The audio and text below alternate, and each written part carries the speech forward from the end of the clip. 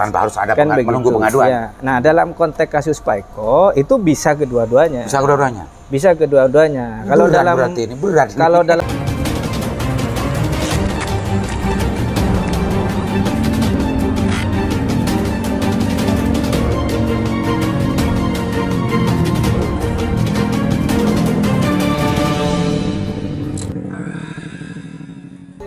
Assalamualaikum warahmatullahi wabarakatuh. Kembali berjumpa dengan saya Leman Haris di acara Sana Sana Pemirsa. Hari ini saya ada di Cafe Base Camp, daerah Kayangan. Kebetulan ketemu dengan Bapak Doktor dan sekarang lagi viral terkait dengan urusan celotehan dari Eko Kuntadi terkait dengan pidato yang ditayangkan oleh akun NU terkait masalah bidadari. Tolol tingkat kadal. Lagi viral sekarang, banyak respon dari mana-mana, dari pengurus NU juga ada, Ansor dan lain sebagainya, geram terhadap ini. Banyak orang yang menganggap orang ini adalah buzzer, banyak orang menganggap begitu. Makanya saya mau bicara dengan Pak Dr. Sapi, Dekan Fakultas Hukum UTM. Assalamualaikum Pak Dokter. Waalaikumsalam warahmatullahi wabarakatuh. Ngikuti Pak Dokter. Terima kasih Pak Liman. Video viral nih Pak Dokter. Ya sepintas lah, tidak mengikuti secara mendalam ya. Ini viral banget, banyak respon dari berbagai pihak terkait dengan urusan capture yang dilakukan oleh Eko Kuntadi ya. Eko Kuntadi ini. Menurut hukum itu sebetulnya masuk delik aduan atau membias kemana-mana sebetulnya Pak Dokter? Pertama, karena tidak semua masalah itu kan harus diselesaikan secara hukum, Pak Liman. Ya. Sebelum masuk ke masalah hukumnya, menurut saya yang ini penting untuk menjadi refleksi kita bersama ya, bahwa fenomena Pak Eko Kuntadi ini menurut saya bukan fenomena baru di dunia medsos di negara kita. Ini sudah sering kali terjadi, khususnya setelah Pilpres 2 kali ya. 2 kali ya. Terjadi pembelahan itu yang kemudian berdampak pada pembelahan masyarakat kita yang dikenal saat itu dengan istilah di satu sisi kubu cebong, di sisi yang lain kubu kampret, begitu ya. Yang kemudian kubu kampret secara perlahan bermetamorfosis, berubah nama menjadi kadal gurun. atau kadrun yang kampret, ya. Yang kampret. Yang kampret kan begitu. Yang akibat pembelahan itu ya dari segi penamaan saja menurut saya kan sudah tidak manusiawi ya, sudah menghina lah. Iya, bayangkan manusia kok malah dipanggil dengan terminologi binatang begitu ya. Cebong kan binatang, kampret, kadal itu kan binatang. Ya. Tapi itu fenomena yang terjadi di negara kita yang berakibat pada hilangnya objektivitas dari kedua kelompok itu. Jadi emosional yang muncul ya? Betul, jadi rasa kebencian pada kelompok yang lain dan kecintaan berlebihan pada kelompoknya sendiri begitu. Sehingga akhirnya menghilangkan rasa kemanusiaan, penilaian objektivitas begitu. Sehingga akhirnya kalau sudah dari kubu yang lain melakukan sebuah tindakan atau pernyataan pasti selalu salah di kubu satunya. Demikian sebaliknya. Nah, kemudian yang saat ini lagi viral, lagi trending begitu ya kasus Pak Eko dan Neng Imas ya. Iya, dan Neng Imas. Dan kan jelas sekali kan komentar ya. Captionnya Pak Eko Kuntadi kan tolol tingkat kadal. Artinya kan dipersepsikan Neng Imas ini, Nye Imas ini bagian dari kelompok kadrun itu kan begitu. Kayaknya begitu, memang ke sana. Emosional banget gitu ya. Emosional. Iya, jadi dari awal menilainya itu sudah kebencian. Ya, Ya, sudah didasari kebencian. Itu kan memang mengomentari terkait dengan urusan apa yang dibahas oleh Neng Imas. Ya. Neng Imas kan bicara tentang masalah balasan pada orang-orang yang itu, pada pria itu kan bidadari kan, gitu Ya. kan. Kalau yang perempuan kan tidak bisa ditasawurkan, tidak bisa tahu. Tapi itu prinsipnya semacam itu. Ya. Nah itu kembali ke pertanyaan tadi, itu bisa kan rame nih. Bisa delik aduan, bisa masuk ke ranah hukum apa enggak ini? Ya, sepanjang memang ada pihak yang dirugikan, menimbulkan keresahan di masyarakat, itu ya bisa saja ditarik ke kasus hukum, Pak Aliman ya. Cuma menurut saya sebelum masuk ke ranah hukum itu, ini kan sebenarnya pembelahan ini awalnya kan dilatari oleh politik sebenarnya. Ya, betul. Kan begitu ya? Ya. Tapi karena tidak segera tertangani dengan tuntas, akibatnya pembelahan itu merembet kemana-mana.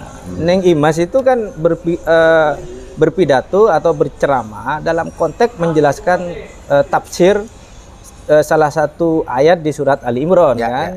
Betul. Nggak ada hubungannya dengan politik sebenarnya. Aslinya. Nggak ada Tapi hubungannya dengan ditarik-tarik politik. gitu. Iya. Tapi karena mungkin Pak Eko Kun tadi mempersonifikasi bahwa Neng Imas ini dianggapnya bagian dari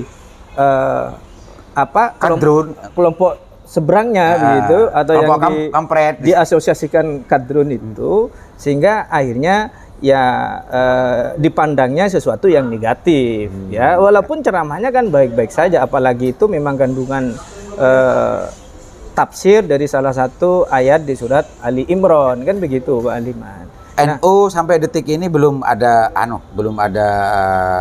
langkah-langkah konkret ya, langkah-langkah jelas apakah hukum atau tidak. Tapi banyak orang-orang NU yang itu menyayangkan itu, dan ada emosinya juga menyikapi ini. Banyak juga ketua Ansor dan Jawa Timur dan yang lain-lain.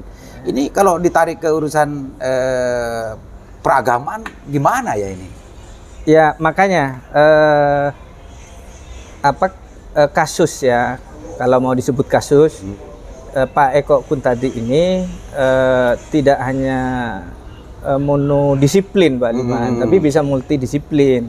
Kita melihatnya dari perspektif mana. Kalau misalnya ditarik ke perspektif agama, karena yang dikomentari dengan bahasa negatif itu adalah ceramah yang berisi penjelasan tafsir ya terhadap salah satu ayat di surat Ali Imran, yaitu bisa saja tarik ke situ, dikategorikan sebagai penodaan agama. Dari sisi disiplin ilmu hukum misalnya, karena